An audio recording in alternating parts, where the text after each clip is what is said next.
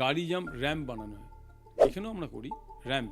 আমাদের বাংলা ছবিতে বাজেট খুবই কম। প্রথমত হচ্ছে বাংলা ছবির বাজেট 1 কোটি 2 কোটি, এখন রিসেন্ট 4 কোটি 5 কোটি টাকার দেবের ছবি বলুন, জিদ্দার ছবি বলুন, এখন হচ্ছে।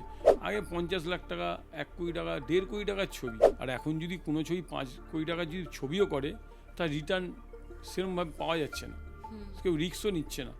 তো এই আমাদের একটা গাড়ি যদি জাম্প করতে যাওয়া হয়, ঠিকঠাকভাবে একটা গাড়ি জাম্প করতে গেলে তার পেছনে মিনিমাম খুব কম করে 10 লাখ টাকা খরচা আছে। তো এইগুলো আমাদের বাংলা ছবিতে সম্ভব না, এগুলো সাউথের বোম্বে করছে।